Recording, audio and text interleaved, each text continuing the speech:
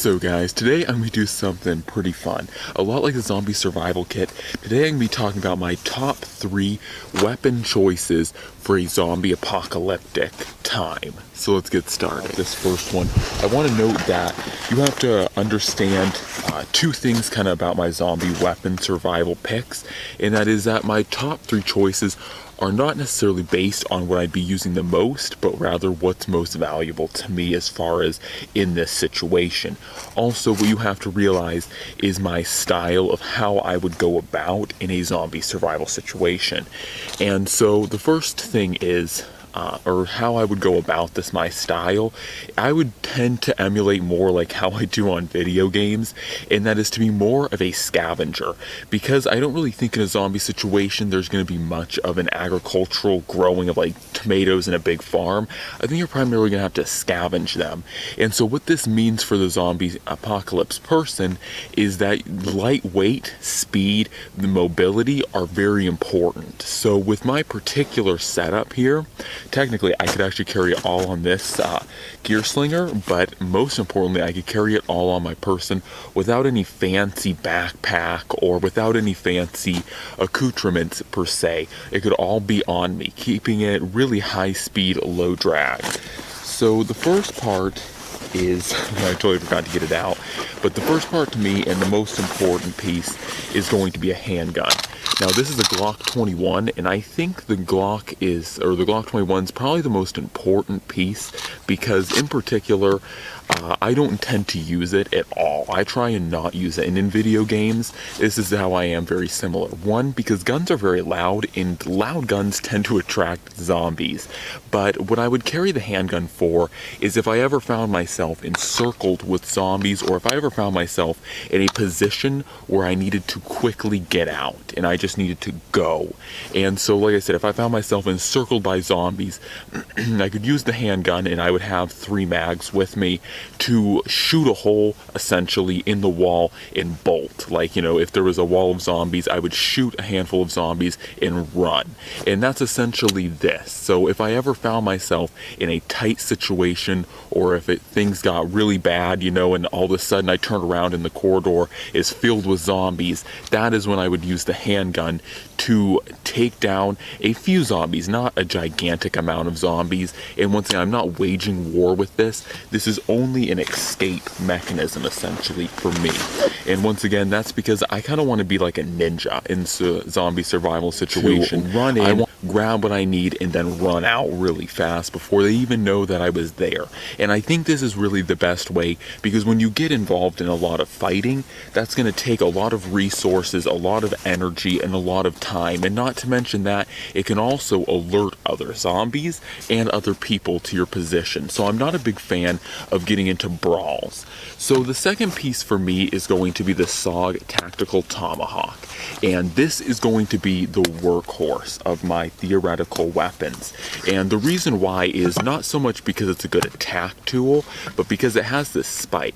So with this spike, I can use this spike for breaking into locks, breaking into wooden crates, breaking into, you know, windows, houses, doors, whatever. I can break into a lot with this particular tool.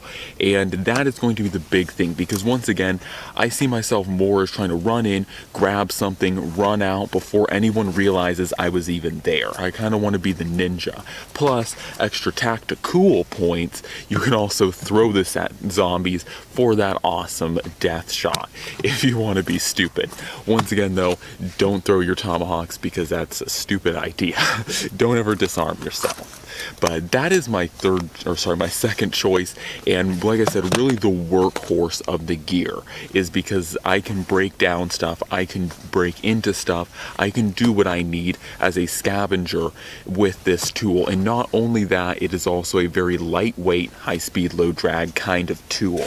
So then the next piece here, and this is more for daily operations and such, is a good knife. Now this one is the Pull Force Prepper 1, and this one is not super, it doesn't scream tactical. Like some of the people that I've seen do this video, they have like the most screaming tactical knives, and that's cool. If you want to do that, like totally go ahead.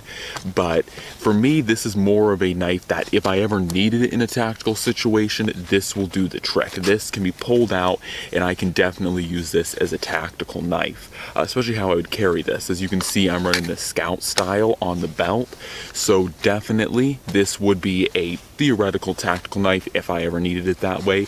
But really what I see this as is, the game processor, you need something. At the end of the day, you can have all these cool guns and battle axes, but at the end of the day, what you might find pretty silly is if you can't open a cardboard box, or if you can't open a tin can, you can't get food, you can't get water. So, there has to be that one practical tool that, while it's not screaming tactical, kill all the zombies, it's still a very practical tool for opening the cans, opening the cardboard boxes, doing the more real life tasks that are going to be day to day.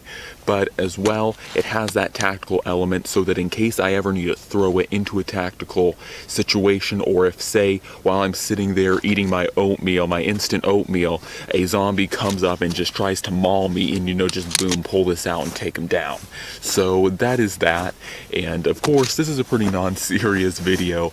I've tried to hopefully incorporate some funny elements into it, and hopefully you guys enjoyed this just quick little discussion about my top 3 zombie weapons and tools for the zombie apocalypse. Once again, this would be the absolute, probably one of the most important tools, but the handgun is really there as an escape mechanism, and that's why I don't have anything larger. Some people may be surprised, like, why aren't you carrying a rifle, or, why not a 22?